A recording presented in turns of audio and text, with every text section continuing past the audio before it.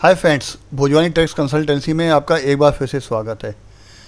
15 सितंबर की डेट बिल्कुल ही नज़दीक है। 15 सितंबर की डेट में सबसे पहला तो है जो हमारी ITR फाइलिंग की डेट है वो है, और उसके अलावा है एडवांस टैक्स की। तो आज इस वीडियो में हम बात करेंगे एडवांस टैक्स के बारे में कि एडवांस टैक्स की कैलकुलेशन कैसे होती है और हमें कितना एडवांस टैक्स पे करना चाहिए है और एडवांस टैक्स कैसे पे किया जाता है। इसके लिए सबसे पहले हम समझ लेते हैं कि एडवांस टैक्स पे करने के लिए कौन लायबल होता है, किसके ऊपर एडवांस टैक्स की एप्लीकेबिलिटी होती है।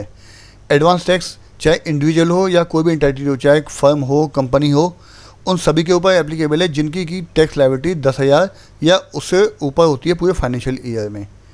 उसे एडवांस टैक्स पे करना कंपलसरी होता है। अब यहाँ हम स्टेप बाय स्टेप समझ लेते हैं। सबसे पहले है हमारा इंडिविजुअल इंक्लूडिंग सैलरी एम्प्लॉय।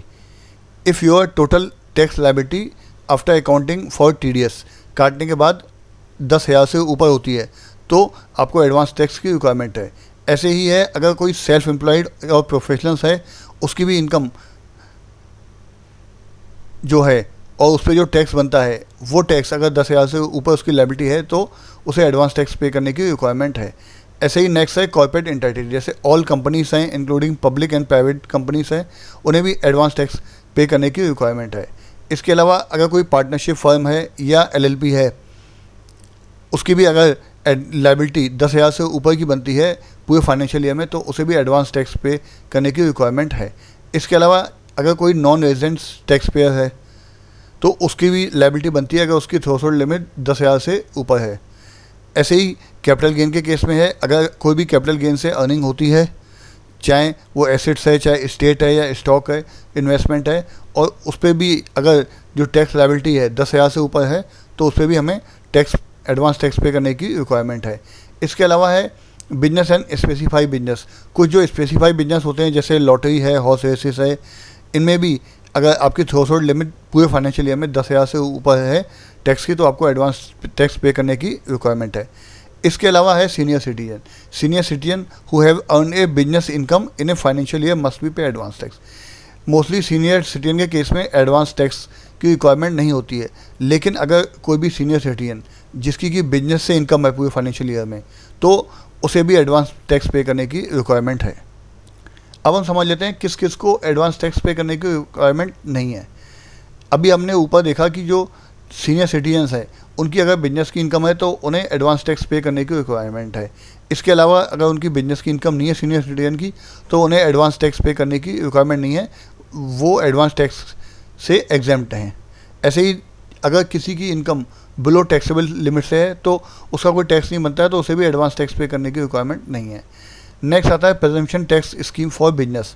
जो स्मॉल बिजनेसेस होते हैं जिनकी की टर्नओवर 2 करोड़ तक होती है, अगर वो प्रेजेंटिव इनकम टैक्सेशन की स्कीम को ऑप्ट करते हैं तो उन्हें भी एडवांस टैक्स पे करने की रिक्वायरमेंट नहीं है। ऐसे ही फार्मर और एग्रीकल्चर के केस में भी है।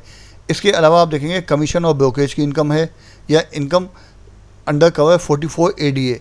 44 ADA आती है प्रोफेशनल्स के लिए। जो प्रोफेशनल्स होते हैं वो अगर अपनी प्रेजेंटिव इनकम दिखाते हैं, जैसे लॉयर हैं या कोई मेडिसिन प्रोफेशनल्स हैं, तो उनको भी एडवांस टैक्स पे करने की रिक्वायरमेंट नहीं होती है।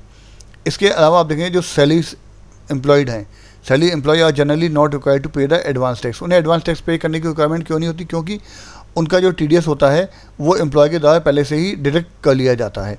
इसके अलावा अगर कोई डिविडेंड की इनकम है तो उस पर भी हमें एडवांस टैक्स की रिक्वायरमेंट नहीं है। अब एडवांस टैक्स पे करने के क्या क्या बेनिफिट हैं?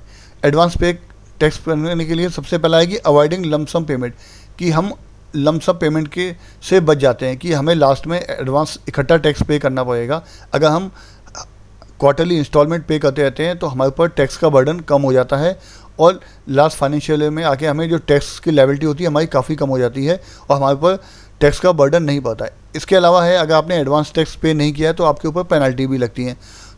अगर आपने एडवांस टैक्स पे किया तो आपकी पेनल्टी नहीं लगेगी, और उसके अलावा पेनल्टी के अलावा कोई भी इंटरेस्ट पे करना होता है वो भी आपके ऊपर नहीं लगेगा। इसके अलावा नेक्स्ट आता है कि आपका बेटर फाइनेंशियल मैनेजमेंट।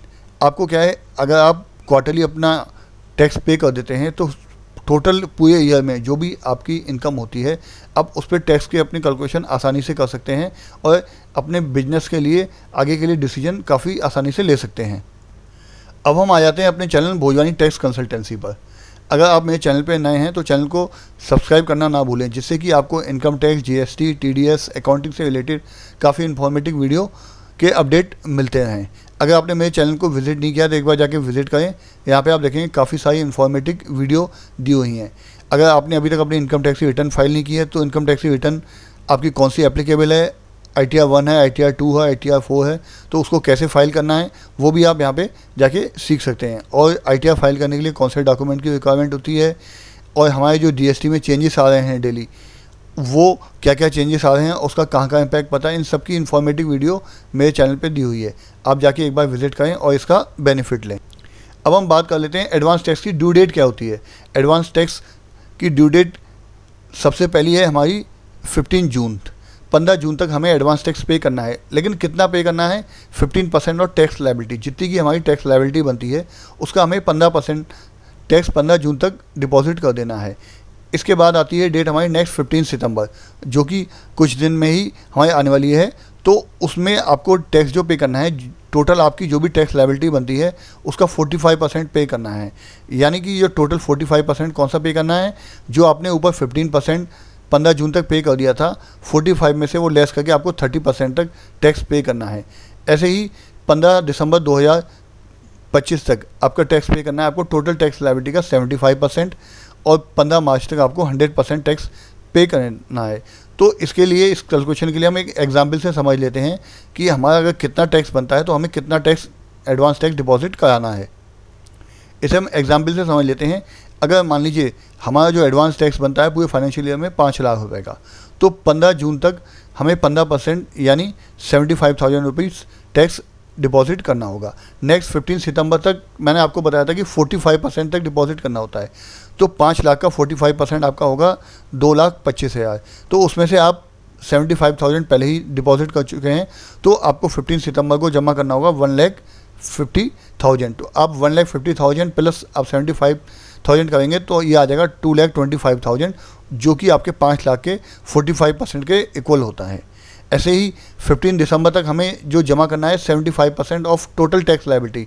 तो अगर हमारी टोटल टैक्स लायबिलिटी 5 लाख बनती है तो उसका 75% होता है 3,75,000। उसमें से हम 2,25,000 डिपॉजिट कर चुके हैं, बैलेंस हमें 1,50,000 रुपये डिपॉजिट करना होगा। ऐसे ही 15 मार्च में जो 5 लाख रुपये का जो टैक्स है उसको 100% पे करना है। हम 3,75,000 हम जमा कर चुके हैं, तो 5 लाख में से 3,75,000 माइनस करने के बाद हमें 1,25,000 का टैक्स जमा करना होगा। अब हमने ये तो समझ लिया कि टैक्स की कैलकुलेशन कैसे होती है एडवांस टैक्स की, और एडवांस टैक्स हमें कितना पे करना है। अब आता है कि हमें ये एडवांस टैक्स पे कैसे करना है। इसके लिए हम आ जाते हैं इनकम टैक्स की वेबसाइट पर। अब इनकम टैक्स की वेबसाइट पर जाएंगे, अपना लॉगिन ID और पासवर्ड डाल के इसे ओपन कर लेंगे। तो यहाँ पर आप देखेंगे ई पेमेंट पर एक ऑप्शन आता है, ई फाइल में जाके ई पे टैक्स, आप जाके ई पे टैक्स पे क्लिक कर देंगे। ई टैक्स पे क्लिक करने के बाद आपको यहाँ पे कई सारे ऑप्शन दिखाई देंगे, सेव ड्राफ्ट, जनरेट चालान, पेमेंट हिस्ट्री। कि अगर आपने कोई भी चालान सेव करके किया हुआ है तो आपको ड्राफ्ट में दिखाई देगा, अगर आपने कोई चालान जनरेट किया है तो वो आपको यहाँ दिखाई देगा, और आपने जो भी पेमेंट कर दिया है उसके बाद आपको पेमेंट की हिस्ट्री यहाँ दिखाई देगी। तो एडवांस टैक्स पे करने के लिए यहाँ पर एक ऑप्शन दिया हुआ है न्यू पेमेंट। हम न्यू पेमेंट पर क्लिक करेंगे। न्यू पेमेंट पे क्लिक करने के बाद आप देखेंगे यहाँ पे इनकम, पहला ऑप्शन दिया हुआ है इनकम टैक्स का, इसको आप प्रोसीड कर देंगे। प्रोसीड करने के बाद आपको एडवांस टैक्स के लिए यहाँ पे सेलेक्ट करना है अपना असेसमेंट ईयर। ये बहुत ध्यान रखना है कि जो असेसमेंट ईयर सेलेक्ट करेंगे आप 2026-2027, क्योंकि जो आप एडवांस टैक्स जमा करने जा रहे हैं वो फाइनेंशियल ईयर 2025-2026 का डिपॉजिट कर रहे हैं, तो उसके लिए असेसमेंट ईयर है 2026-2027। अब यहाँ पर हम सेलेक्ट करेंगे कि हमारा माइनर हेड कौन सा है। माइनर हेड आपको यहाँ दिख रहा होगा एडवांस टैक्स। एडवांस टैक्स पे क्लिक करेंगे, इस पर हम कंटिन्यू कर देंगे।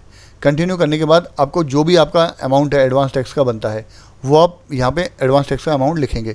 मान लीजिए मैं यहाँ पे लिख देता हूँ 25,000 लिखने के बाद यहाँ पे मैं कंटिन्यू पे क्लिक करूँगा। कंटिन्यू पे क्लिक करने के बाद मेरे पास यहाँ पे ऑप्शंस आ जाते हैं कई सारे कि मेरे को पेमेंट कैसे करनी है, नेट बैंकिंग के थ्रू करनी है, डेबिट कार्ड के थ्रू करनी है, या RTGS के थ्रू करनी है, या पेमेंट गेटवे के थ्रू करनी है। अगर मेरे पास ऑनलाइन का ऑप्शन नहीं है तो यहाँ पे एक ऑप्शन और भी दिया हुआ है पे एट बैंक काउंटर। यहाँ पे आप क्लिक करेंगे। क्लिक करने के बाद आप चाहे अपने कैश जमा करना चाहते हैं या डिमांड ड्राफ्ट से या चेक से, उसका ऑप्शन सेलेक्ट करेंगे। ऑप्शन सेलेक्ट करने के बाद आपको यहाँ पे बैंक सेलेक्ट करना होगा, जो भी आपका बैंक होगा। आपको बैंक सेलेक्ट करने के बाद आप यहाँ पे कंटिन्यू कर देंगे और आपका चालान जनरेट हो जाएगा। और चालान जनरेट होने के बाद आप जाके अपने बैंक में इस चालान के साथ एक चेक की कॉपी लेके जाएं और उसको वहाँ पे डिपॉजिट कर दें। ये चालान जमा होने के कुछ ही घंटों में आपके पास जमा हो जाएगा। अब ये चालान जमा होने के बाद हमें कैसे पता लगेगा कि हमारा एडवांस टैक्स जमा हो गया है? तो इसके लिए हम वापस यहाँ पे जाएंगे ई फाइल पे, ई पेमेंट में। ई पेमेंट में हम जाने के बाद यहाँ पे पेमेंट हिस्ट्री आती है। पेमेंट हिस्ट्री में आपने जितने भी चालान डिपॉजिट किए होंगे, अब यहाँ देखेंगे एडवांस टैक्स का एक चालान मैंने जमा किया हुआ है, वो यहाँ पे दिखाई दे रहा है। उसके बाद आप यहाँ एक्शन पे क्लिक करेंगे, यहाँ आ जाएगा डाउनलोड। डाउनलोड पे क्लिक करने के बाद आपका ये चालान डाउनलोड हो जाएगा। अब आपको डाउनलोड सेक्शन में जाना है। डाउनलोड सेक्शन में जाएंगे तो यहाँ देखेंगे, यहाँ पे जो चालान हमने पे किया था वो ये चालान जनरेट हो चुका है और ये पूरा आपका चालान जनरेट हो जाएगा, आपका एडवांस टैक्स पे हो जाएगा। तो ये पूरा प्रोसेस था एडवांस टैक्स का। आशा करता हूँ आपको काफ़ी आसान भाषा में समझाया मैंने और समझ आ गया होगा। अगर आपको इसमें कहीं भी कोई कन्फ्यूज़न है तो आप कमेंट बॉक्स में मुझे लिख सकते हैं। और ऐसी ही इन्फॉर्मेटिव वीडियो के लिए मेरे चैनल भोजवानी टैक्स कंसल्टेंसी को फॉलो करें और यहाँ पे काफ़ी सारी इन्फॉर्मेटिव वीडियो दी गई हैं, उन्हें जाके देखें और इसका बेनिफिट लें। Thank for watching.